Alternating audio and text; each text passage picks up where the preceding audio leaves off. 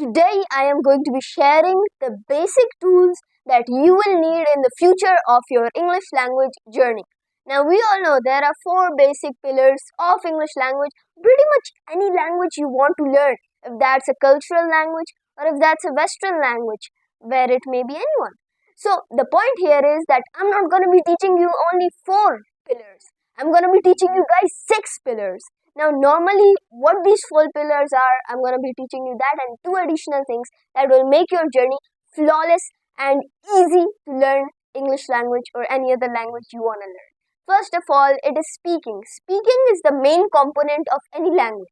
Lots of times, you don't actually have a pen or pencil to show people that, oh my god, I'm so good in the writing of this language. What you do is, you speak that language and show them that yes, I know how to speak and I know how the sentence structure of this certain language works. Speaking is the basics, and speaking actually more often than not, it requires a sense of creativity, and it also requires a sense of understanding of what you're trying to say here, because once you understand what you're speaking, then you can do whatever you want to speak. Secondly, after that, we have listening. Now, the point here is that lots of times people are either too eager to speak or they don't speak, which is very bad. You are supposed to speak and also listen.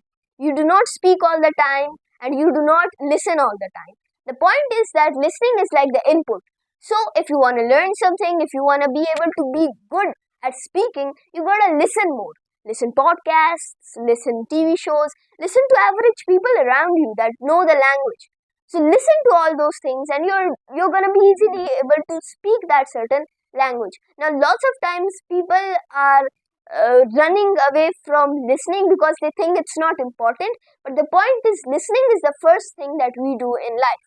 When you're a kid, does anybody tell you that, oh, this is how you write the language that we speak? No.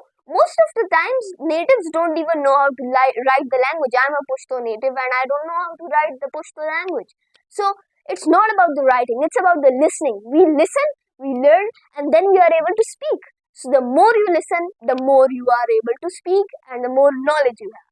Now, next up, we have writing. Now, writing, what is basically writing? It's the output of what you think.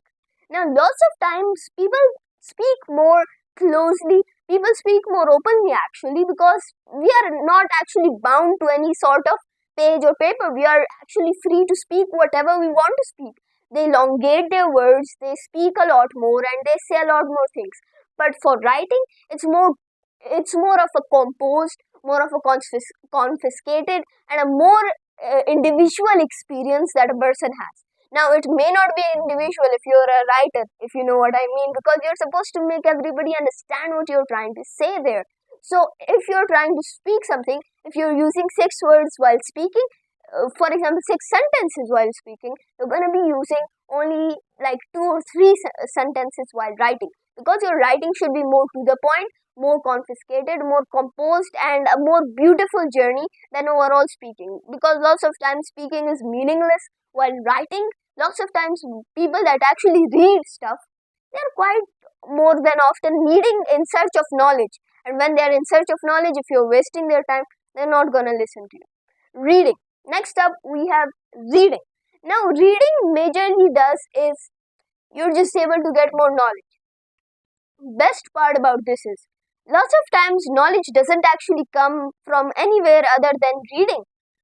We think that we listen so much that we are able to do a lot of stuff, but listening may be important, but reading lots of times in more complex stages of life, reading is the best way to learn things. That's why books exist, and then audiobooks came along to help people that struggle with reading. Reading was the means of learning something or the means of gaining knowledge. Now, lots of times we don't think about reading. We say books are boring, the syllabus is boring, I don't want to read, I'll rather just watch some movie about that same literature or that same piece of novel, or I'll maybe listen to an audiobook. Lots of times we do that, which is very wrong. You're not supposed to do that. Reading should be your main way of learning. There are two things, there is input and there is output. Speaking and writing is output. For that you also need input. When you are having the HDMI cable in, then you are able to have the output on the monitor. If you don't put the HDMI cable in, you're not gonna get any output on the monitor. So the point here is that you are the medium for your input or for the words that come in to go out. You're the medium for that. So it is very important to make sure that reading is very healthy and listening is very healthy. Listen more, read more, you'll be able to speak more and you'll be able to write more. Now, what are the two other mystery ones? Lots of times people don't know about this, but a language also has grammar and it also has pronunciation or accent. Now, what people usually do is they oversee grammar.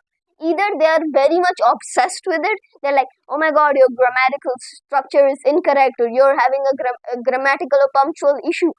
That's very bad. You're not supposed to be a geek about a certain subject. You're not gonna do that. What you're supposed to do is learn grammar so you're able to speak better in your future or in whenever you're talking to anybody. And lots of times grammar is the hated one. Many students, including me, hate grammar. When I was a student, it just used to fly over my head. I was too dumb to understand what grammar was at the time. Like, what do you expect? I was like a few years old kid. I wasn't like a big genius brainhead. No, I wasn't like that. I was just a average guy on the street. Yeah, that was who I am. But then slowly, I tried to understand. And with time, I was pretty good with grammar. So the point here is, you're not supposed to give up or you're not supposed to geek with it. You're not supposed to just turn mad after reading like about Jiren. You're not supposed to do that. What you're supposed to do is understand it slowly. You may not understand it at first, but you're gonna understand it slowly and then use that to make your grammatical structures correct, both in written and in speaking. Now, lastly, accent or pronunciation. Lots of times what people have problems with, now even people criticize me for having a raw pronunciation. But the point here is that my pronunciation is bad because I don't actually speak a certain accent very fluently. Why do I not do this?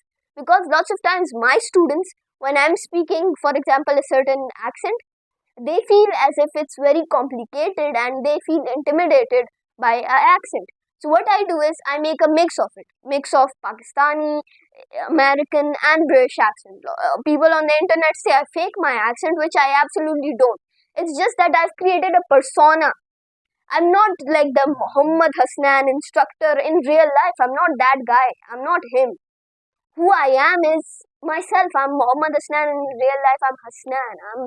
I'm a kid. I'm a family member. I'm a best friend. I'm a lot of stuff.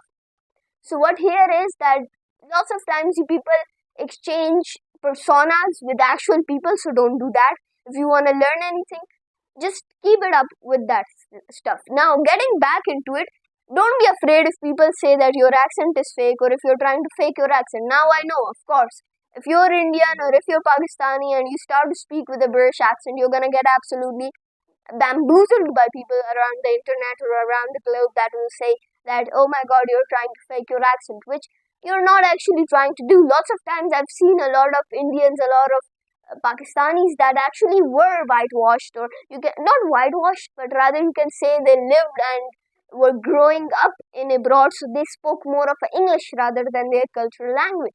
Now, you call those fake accent? No, you don't. Accent is just a way of speaking. Now, there is a difference between dialect, accent, and pronunciation. Lots of times you gotta choose one. Choose one accent, choose one dialect.